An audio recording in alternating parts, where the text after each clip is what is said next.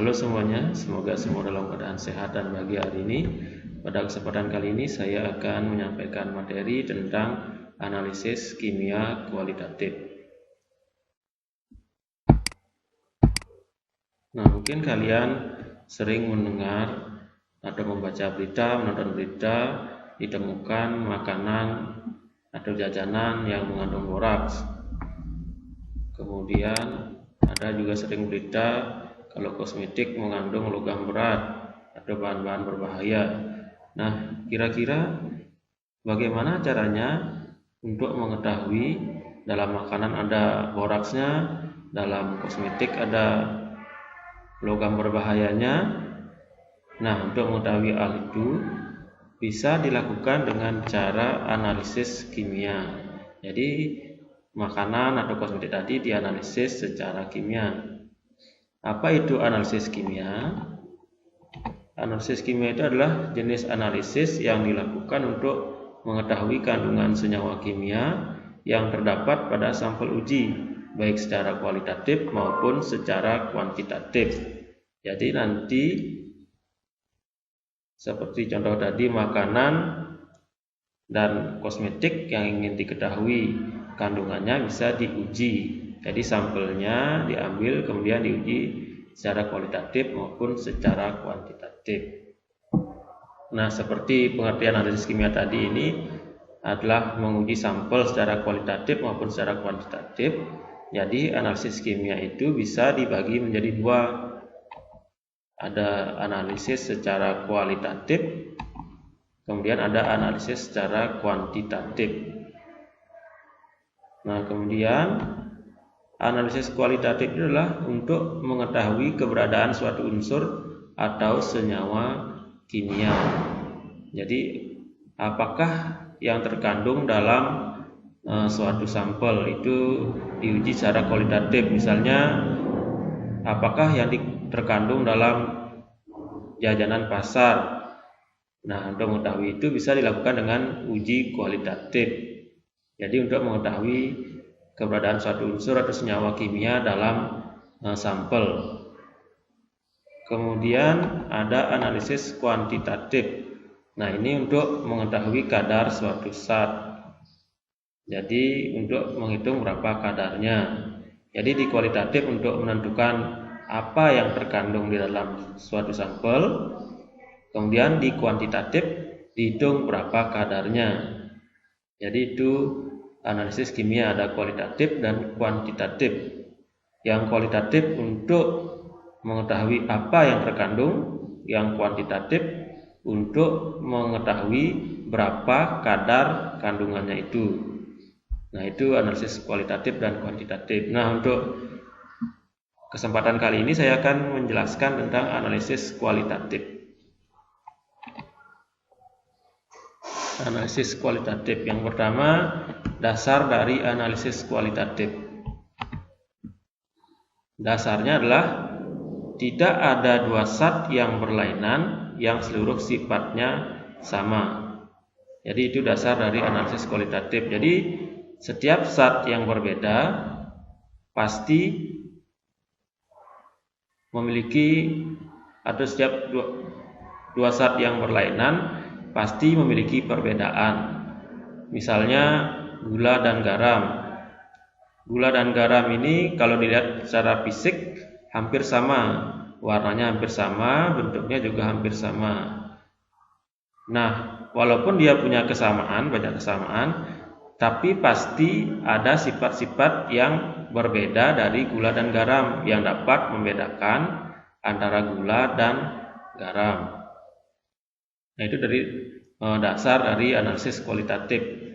Pasti setiap zat pasti punya perbedaan atau ciri khas masing-masing yang bisa membedakan satu zat dengan zat yang lainnya.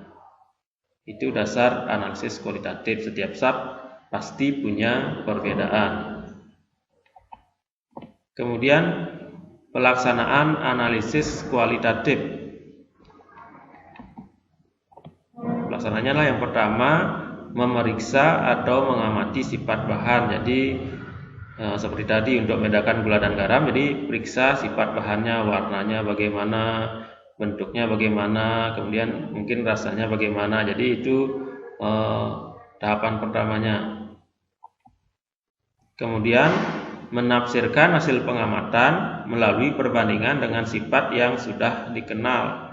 Nah, setelah diamati sifat bahannya, kemudian tafsirkan dengan sifat zat yang sudah dikenal. Misalnya kalian diberikan suatu sampel, misalnya.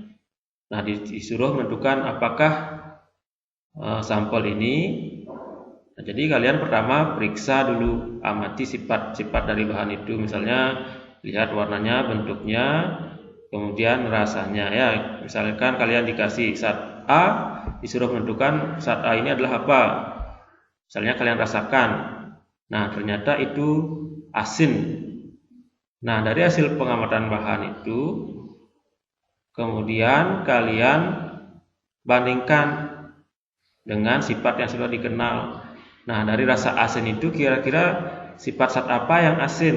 Nah, pasti jawabannya itu adalah garam. Jadi kalian periksa, amati dulu sifatnya, kemudian baru tafsirkan hasil pengamatan itu dengan membandingkan dengan sifat yang sudah dikenal. Kalau asin berarti garam, kalau manis berarti gula. Atau contoh lainnya, misalnya kalian dikasih cairan, disuruh menentukan zat ini apa. Nah, caranya bisa kalian dengan cara didihkan. Kemudian amati titik didihnya berapa. Kalau 100 derajat, nah lihat di literatur yang mendidih 100 derajat apa. Jadi itu air. Nah, kalau zat lain lihat di literatur titik didihnya berapa. Nah, itu yang kedua.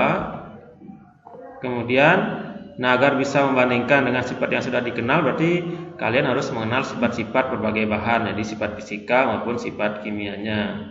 Jadi kalau sifat fisikanya, tahu warnanya, bau, rasa, kelarutan, massa jenis, titik didih, titik beku, dan lain sebagainya. Kalau sifat kimia, itu sifat yang dapat diamati setelah bahan diberi zat kimia lain. Jadi setelah direaksikan, misalnya nanti terbentuk gas atau terbentuk endapan. Jadi itu sifat kimia yang bisa diamati dalam analisis kualitatif. Kemudian dari sifat kimia ini setelah direaksikan, hasil reaksinya yang bisa diamati adalah perubahan warna. Jadi suatu zat setelah dicampurkan dengan reagen itu bisa menimbulkan perubahan warna, pembentukan endapan, adanya gas dan bau. Jadi dari endapan yang terbentuk ini bisa menentukan kira-kira apa jenis zatnya. Jadi masing-masing zat nanti akan menghasilkan endapan yang berbeda, ada warna berbeda, dan lain sebagainya. Jadi bisa diamati. Nah, itu pelaksanaan analisis kualitatif. Nah, analisis kualitatif ini dapat dilakukan dengan dua cara, yaitu yang pertama dengan reaksi kering, kedua reaksi basah. Nah, yang pertama reaksi kering. Jadi reaksi kering ini sesuai namanya kering. Jadi ini menguji zat-zat padat dalam keadaan kering tanpa dilarutkan. Jadi nggak usah melarutkan, langsung zat padatnya diuji sesuai dengan namanya. Nah, salah satu cara yang dilakukan dalam reaksi kering itu adalah dengan cara uji nyala. Jadi salah satu metode dari reaksi kering ini adalah dengan uji nyala.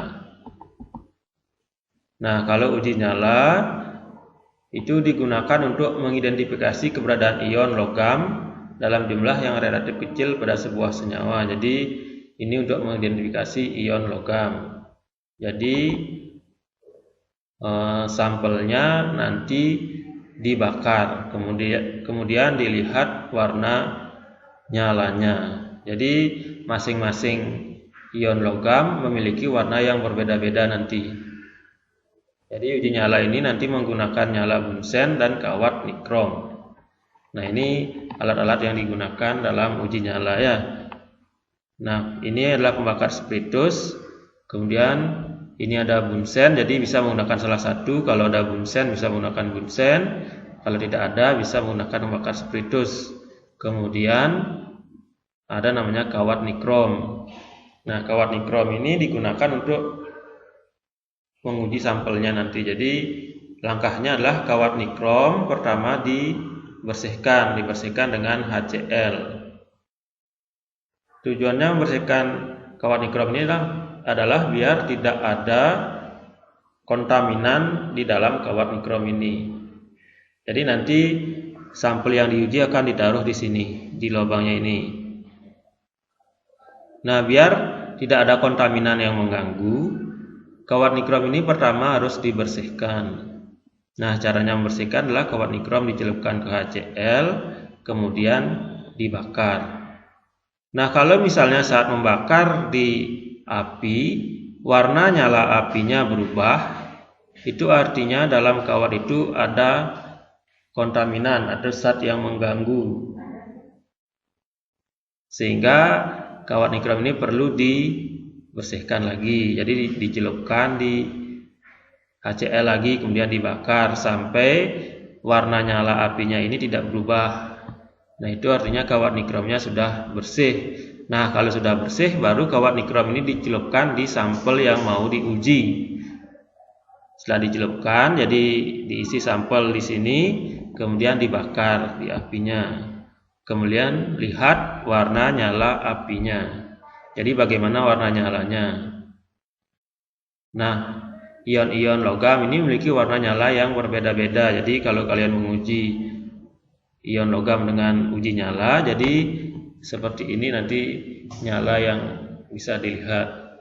Kalau sampelnya mengandung ion natrium, warna nyalanya akan kuning nanti atau oranye. Kemudian kalau mengandung ion kalium, warna nyalanya ungu atau violet. Kemudian kalau mengandung kalsium, warna nyalanya merah bata. Kalau mengandung strontium, warna nyalanya merah. Kalau barium, hijau kekuningan. Kalau ada ion tembaga, warna nyalanya akan menjadi hijau kebiruan. Jadi itu warna-warna nyala dari ion-ion logam ya kalau diuji.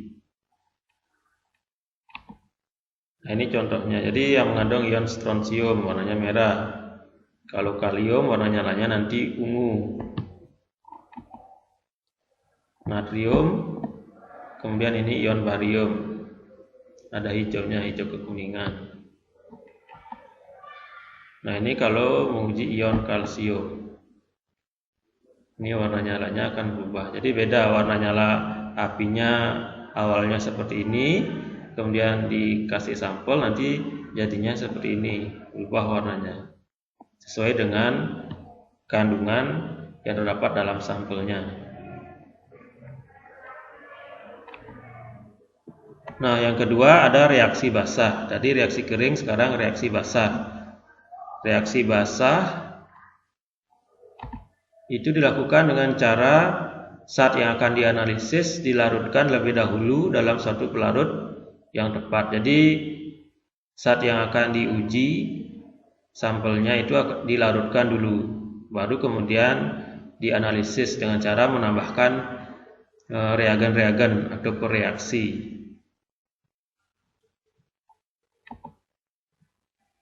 Nah, jadi seperti tadi saya bilang, kalau dalam reaksi basah zatnya dilarutkan, setelah larut ditambahkan dengan larutan pereaksi atau reagen. Nanti setelah zat ditambahkan dengan pereaksi, nanti akan bisa dilihat hasil reaksinya. Nah, hasil reaksinya itu bisa dilihat, bisa dalam bentuk ada endapan, ada gas, ada perubahan warna, kemudian ada mungkin timbul bau nanti. Jadi bisa salah satu dari ciri-ciri ini bisa diamati. Mungkin hanya timbul endapan saja, mungkin bisa adanya gas saja, ada perubahan warna larutan. Jadi ini ciri-ciri yang bisa diamati kalau sudah terjadi reaksi. Jadi sampel dilarutkan, ditambahkan dengan pereaksi, nanti dilihat hasilnya. Nah, masing-masing sampel kalau kandungannya berbeda pasti akan menghasilkan ciri-ciri yang berbeda. Misalnya nanti akan ada yang menghasilkan endapan putih, ada endapan merah dan lain sebagainya. Bisa larutannya berubah warna, Jadi masing-masing sampel kalau kandungannya berbeda akan menimbulkan hasil yang berbeda. Nah, dari hasilnya inilah nanti kita bisa menyimpulkan zat apa yang terkandung dalam sampel itu. Nah, itu reaksi kering dan reaksi basah. Sekarang lanjutkan. Sekarang bagaimana mengidentifikasi senyawa anorganik dengan analisis kualitatif. Jadi untuk menentukan kandungan suatu sampel secara kualitatif. Jadi kalau dia mengandung senyawa anorganik. Nah, senyawa anorganik itu terdiri dari kation dan anion. Nah, sekarang kita bahas satu persatu dari kation dulu ya. Nah, jadi ada kation. Yang pertama klasifikasi kation. Nah, kation itu jumlahnya sangat banyak. Untuk memudahkan dalam melakukan analisis, kation-kation ini dikelompokkan menjadi 5 golongan. Nah, golongannya ini berdasarkan sifat kation terhadap reagen tertentu. Jadi ada kation-kation yang mengendap dengan reaksi A, ada kation yang mengendap dengan reaksi B. Nah, itu dikelompokkan. Jadi kation yang mengendap dengan reaksi yang sama dikelompokkan menjadi satu golongan. Nah, itu menjadi 5 golongan nanti. Nah, reagen yang digunakan untuk mengklasifikasi kation itu adalah asam klorida, HCl, hidrogen sulfida, kemudian amonium sulfida, dan amonium karbonat.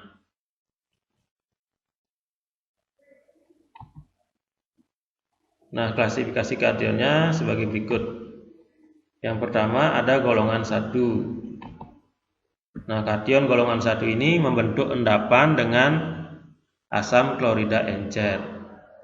Jadi kalau suatu sampel diberikan atau ditambahkan dengan asam klorida encer, kemudian membentuk endapan, berarti sampel itu mengandung kation dari golongan 1. Nah, ion-ion yang termasuk kation golongan 1 adalah timbal, merkuri 1, dan perak. Itu kation golongan 1. Kemudian yang kedua ada kation golongan 2. Nah, ini membentuk endapan dengan hidrogen sulfida.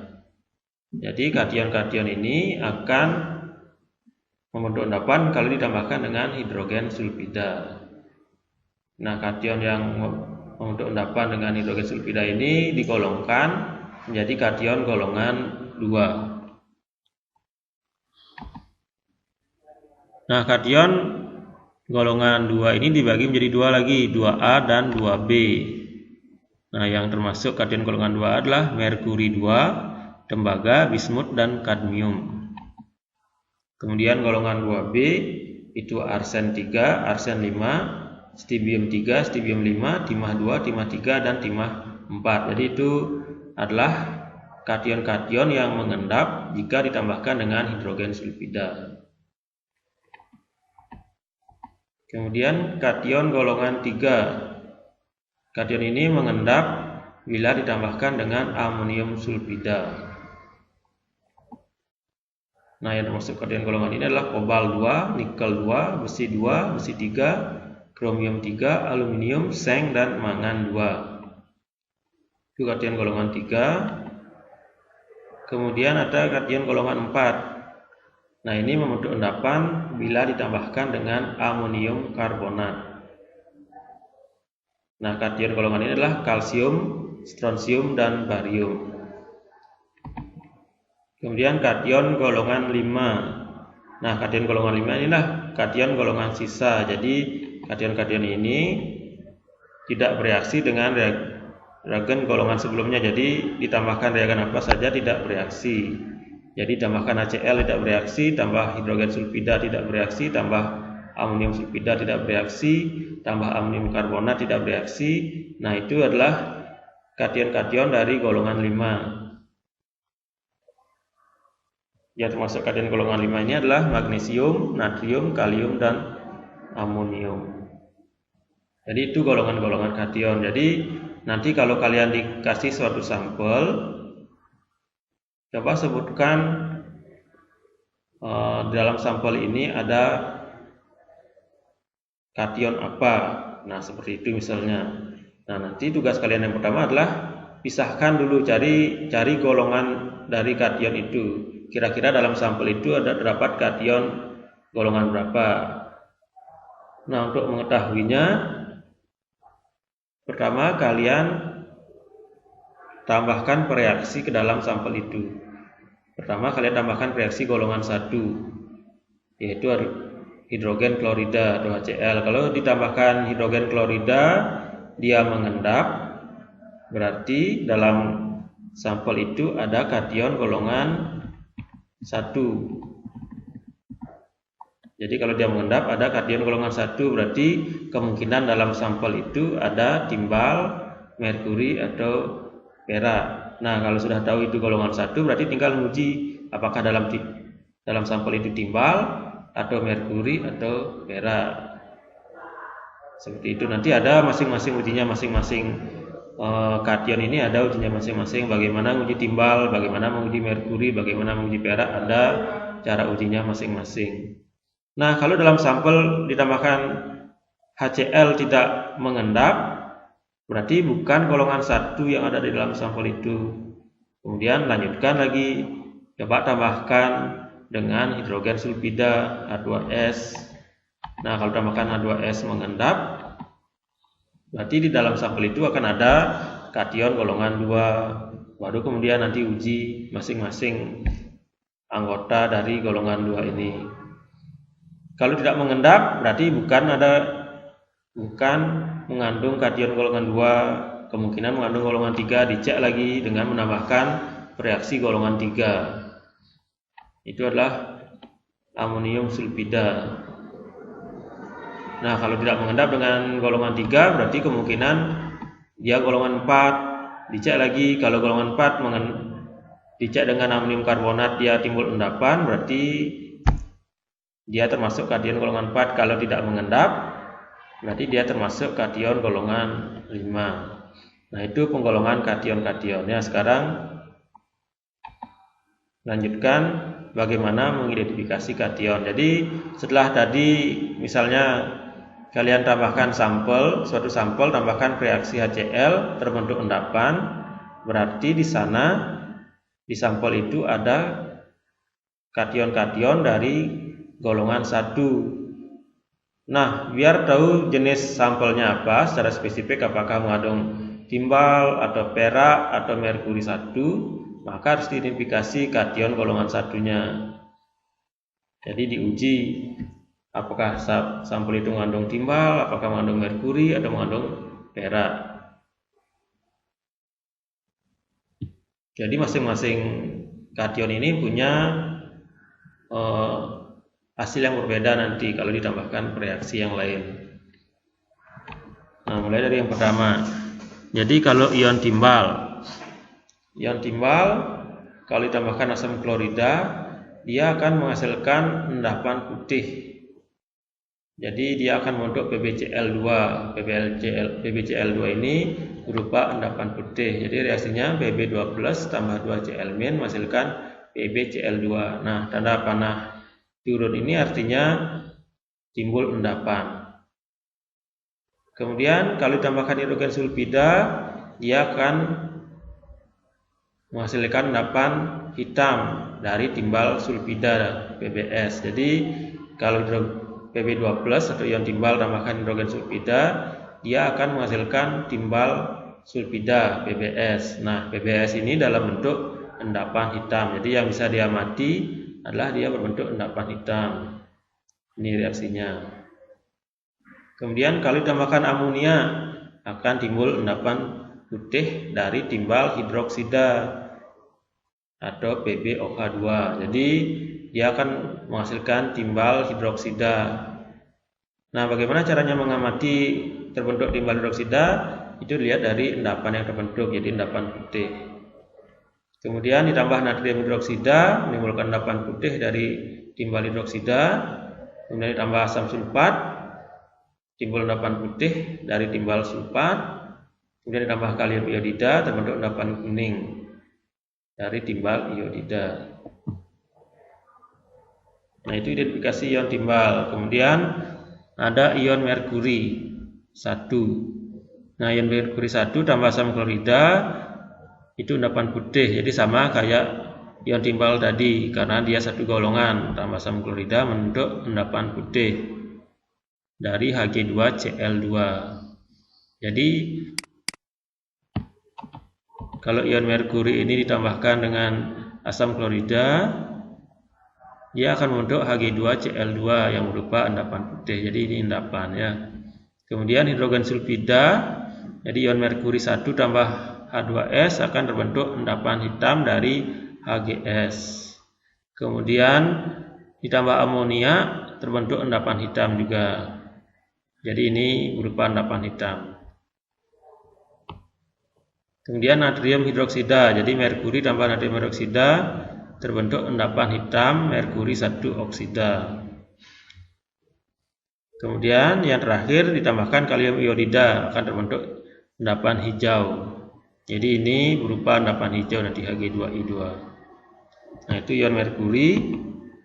Kemudian ion perak ditambahkan asam klorida akan terbentuk endapan putih perak klorida. Jadi ini AgCl, endapan putih.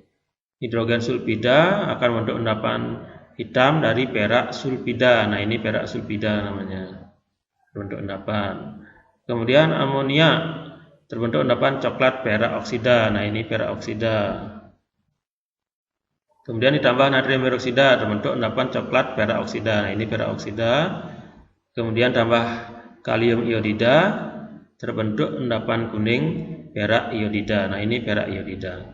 Nah, jadi itu cara menguji masing-masing ion dari kation golongan 1. Nah, ini perbedaannya. Nah, perbedaan ini digunakan untuk menentukan nanti apakah sampel itu mengandung timbal atau mengandung merkuri atau mengandung perak. Nah, perbedaannya ini dilihat dari kalau ditambahkan amonia. Kalau ditambahkan amonia terbentuk endapan putih, berarti sampel itu mengandung timbal. Kalau ditambahkan amonia terbentuk endapan hitam, berarti sampel itu mengandung ion merkuri 1. Kalau ditambah amonia dia menghasilkan endapan coklat, berarti mengandung perak. Jadi itu cara menentukan nanti ion apa yang terkandung dalam sampel. Jadi tahapannya adalah pertama uji golongannya dulu. Setelah tahu golongannya, baru uji ionnya ion apa. Jadi dengan cara melihat bagaimana uji masing-masing ion, nanti akan ada selanjutnya. Ini baru kation golongan 1. Kemudian perbedaan lainnya, kalau ditambahkan natrium hidroksida, timbal akan menghasilkan endapan putih. Kalau ada merkuri berarti yang dihasilkan adalah endapan hitam. Kalau mengandung ion perak, itu adalah yang dihasilkan endapan coklat. Dan seterusnya. Ini cara uji dari ion timbal, ion merkuri 1 dan ion perak. Nah, itu penjelasan tentang cara menguji kation-kation golongan 1. Nah, untuk kation-kation golongan lain dan anion nanti akan dijelaskan di video berikutnya. Jadi untuk kesempatan kali ini saya jelaskan sampai kation golongan 1. Sekian penyampaian dari saya tentang analisis kualitatif. Terima kasih atas perhatiannya.